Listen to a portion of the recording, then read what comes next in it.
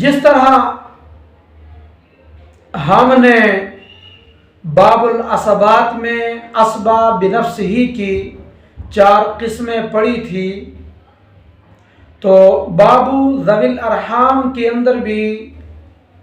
اسی طرح میت کے رشتہ داروں کی 4 اقسام و انواع ہیں۔ پہلی قسم ذوی الارحام کی، میت کے وہ رشتہ دار جو میت کی طرف منسوب ہوتے ہیں، یعنی میت کی جز ہوتے ہیں۔ نمبر 1، بیٹی کی اولاد، نواسا نواسی نیچے تک، اور نمبر 2، پوتی پر پوتی نیچے تک، مؤنث اولاد کی اولاد، خواہ وہ مذکر ہو یا مؤنث ہو، یہ ذوی الارحام کی پہلی صنف ہیں، یہ میت کی جز ہیں۔ دوسری صنف اور دوسری قسم کہ وہ رشتہ دار کہ میت جن کی طرف منسوب ہوتی ہے، جیسے اجداد ساقطہ، نانا پرنانا، اسی طرح دادی اور نانی کا باپ اوپر تک، اسی طرح جدات ساقطہ، یہ میت کے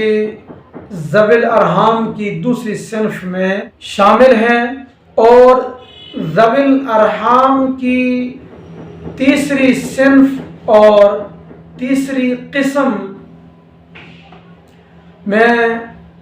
وہ میت کے رشتہ دار جو میت کے باپ کی طرف اور میت کی ماں کی طرف منسوب ہوتے ہیں، جیسے سگی الاتی اخیافی بہنوں کی اولاد،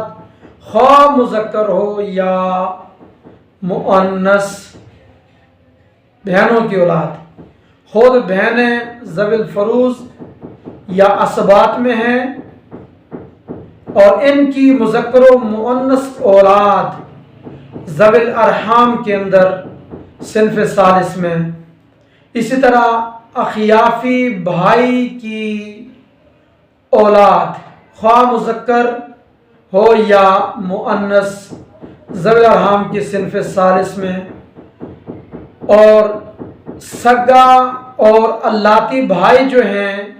ان کی مؤنث اولاد ذوی الارحام میں، اور سگے اور الاتی بھائی کا بیٹا یعنی مذکر اولاد نیچے تک کسی بھی درجے میں، وہ باب العصبات میں ہیں، وہ ذوی الارحام کے اندر شامل نہیں۔ سگے اور الاتی بھائی کی بیٹیاں یعنی میت کی بھتیجیاں، یہ ذوی الارحام کی صنف ثالث میں شامل ہیں کہ یہ سارے میت کے ماں باپ کی جز ہیں، ان کی طرف منسوب ہیں۔ اور اس کے بعد ذوی الارحام کی چوتھی صنف اور چوتھی قسم کے اندر میت کے وہ رشتہ دار جو میت کے دادا، نانا، دادی اور نانی کی طرف منسوب ہیں، یعنی ان کی جز ہیں، جیسے ماموں، خالہ اور پھوپھیاں، چاہے یہ سگے ہوں یا الاتی ہوں یا اخیافی۔ اسی طرح اخیافی چچا، یہ بھی ذوی الارحام کی صنف رابع میں شامل۔ اور اسی طرح ان کی اولاد، خواہ مذکر ہو یا مؤنث ہو، اور یوں ہی سگے اور الاتی چچا کی مؤنث اولاد ذوی الارحام میں شامل ہے، اور خود چچا سگا ہو یا الاتی اور ان کی مذکر اولاد عصبہ ہیں۔ اور اسی صنف رابع کے اندر میت کے دادا، پردادا، لگردادا کی جز، یعنی ان کی پھوپھیاں، ان کی خالائیں، ان کے ماموں اور خیفی چچے اور اسی طرح سگے اور اللاتی چچوں کی مؤنث اولاد ذوی الارحام کی صنف رابع کے اندر شامل ہیں۔ اب یہ جو ذوی الارحام کی 4 اقسام ہم نے بیان کی، یہ سارے موجود ہوں تو میت کی وراثت کا مستحق کون ہوگا؟ تو امام اعظم ابو حنیفہ رحمۃ اللہ تعالی علیہ حنفیوں کے امام سے 2 روایتیں ہیں اس سلسلہ میں۔ نمبر 1، وراثت کے لیے سب سے مقدم دوسری صنف کے افراد ہیں، یعنی جب چاروں اصناف کے لوگ موجود ہوں تو وراثت کا حقدار میت کے اجداد ساقطہ اور جدات ساقطہ ہوں گے، اور ان کے بعد صنف اول کے لوگ نواسہ، نواسی اور ان کی نیچے تک اولاد، یہ صنف اول کا درجہ دوسرے نمبر پر، اور پھر تیسری صنف اور پھر چوتھی صنف کے ذوی الارحام۔ صنف ثانی کے ہوتے ہوئے اول، ثالث، رابع کو وراثت نہیں ملے گی، اور صنف ثانی نہ ہو تو صنف اول کو ملے گا، صنف اول نہ ہو تو صنف ثالث، وہ نہ ہو تو پھر صنف رابع کو ملے گا۔ ابو سلیمان روایت کرتے ہیں محمد بن حسن الشیبانی رحمۃ اللہ علیہ سے، وہ امام اعظم ابو حنیفہ رحمۃ اللہ علیہ سے، ان اقرب الاصناف الصنف الثانی وان علو، کہ ان اصناف اربعہ میں سے سب سے زیادہ قرب وراثت کے لحاظ سے صنف ثانی کو ہے، اگرچہ اوپر تک ہوں، ثم الاول، پھر صنف اول کو حق حاصل ہے،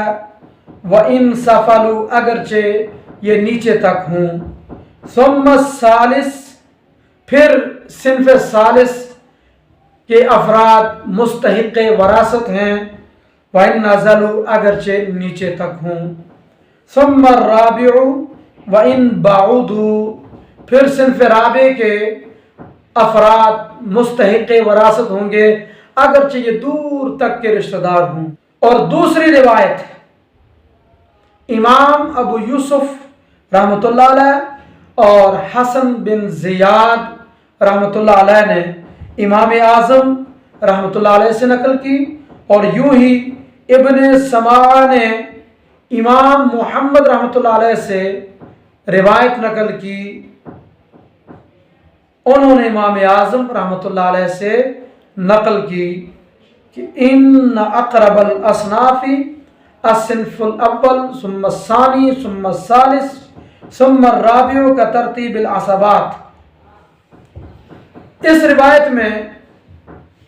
امام محمد رحمۃ اللہ علیہ کی ایک روایت امام ابو یوسف رحمۃ اللہ علیہ کی روایت کے مطابق ہے کہ امام اعظم رحمۃ اللہ علیہ کے نزدیک ان چاروں اصناف میں سب سے زیادہ قریب پہلی صنف کے لوگ، پھر دوسری صنف کے لوگ، پھر تیسری صنف کے، پھر چوتھی صنف کے لوگ ہیں۔ اس ترتیب سے پہلی صنف کے ہوتے ہوئے دوسری کو، دوسری کے ہوتے ہوئے تیسری کو، تیسری صنف کے ہوتے ہوئے چوتھی قسم کے لوگوں کو وراثت نہیں ملے گی۔ اور آگے مصنف علیہ الرحمہ فرماتے ہیں وَهُوَ الْمَأْخُوذُ بِهِ، یہاں ان 2 روایتوں میں سے کس روایت پر فتویٰ ہے تو اس کی بھی نشاندہی فرما دی کہ یہ جو امام ابو یوسف رحمۃ اللہ علیہ اور حسن بن زیاد رحمۃ اللہ علیہ اس کے مطابق فتویٰ ہے، اور امام محمد رحمۃ اللہ علیہ نے جو امام اعظم سے روایت نقل کی اور آگے ان کے ناقل جو ابو سلیمان ہیں اس روایت کے مطابق فتویٰ نہیں ہے۔ صاحبین رحمۃ تعالی علیہما کے نزدیک ذوی الارحام کی صنف ثالث سگی اللاتی اخیافی بہنوں کی مذکر و مؤنث اولاد اور خیفی بھائی کی مذکر و مؤنث اولاد اور سگے اللاتی بھائیوں کی مؤنث اولاد بھی موجود ہو اور ذوی الارحام کی صنف ثانی جد فاسد اور جدہ فاسدہ بھی موجود ہوں تو صاحبین ذوی الارحام کی صنف ثالث کو صنف ثانی پر مقدم رکھتے ہیں کہ صنف ثالث کو وراثت دیتے ہیں، صنف ثانی کو نہیں دیتے صاحبین کے نزدیک۔ تیسری قسم کے ذوی الارحام کو صنف ثانی کے ذوی الارحام پر مقدم کرنے کی وجہ یہ بیان کرتے ہیں کہ تیسری قسم کا ہر فرد اپنی فرع کے مقابلے میں، اپنی اولاد کے مقابلے میں وراثت کا زیادہ حق رکھتے ہیں۔ اگر کسی مسئلہ کے اندر بھانجا اور بھانجے کا لڑکا لڑکی موجود ہوں تو بھانجا وراثت کا مستحق ہوتا ہے اور اس کی اولاد کو وراثت نہیں ملتی۔ الاصل ان یکون الاصل اولا من فرعہ، قاعدہ یہ ہے کہ اصل اپنی فرع سے اولا ہو، جبکہ جد فاسد فرع ہے اپنے باپ کی، جدہ فاسدہ فرع ہے اپنے اصول کے، جبکہ قسم ثانی جد فاسد اور اس کا باپ کسی مسئلہ کے اندر جمع ہوں تو جد فاسد کو وراثت ملتی ہے لیکن اس کے باپ کو جد فاسد فرع کے ہوتے ہوئے نہیں ملتی۔ اس واسطے صاحبین فرماتے ہیں کہ جد فاسد کو صنف ثالث کی موجودگی میں وراثت نہیں ملے گی۔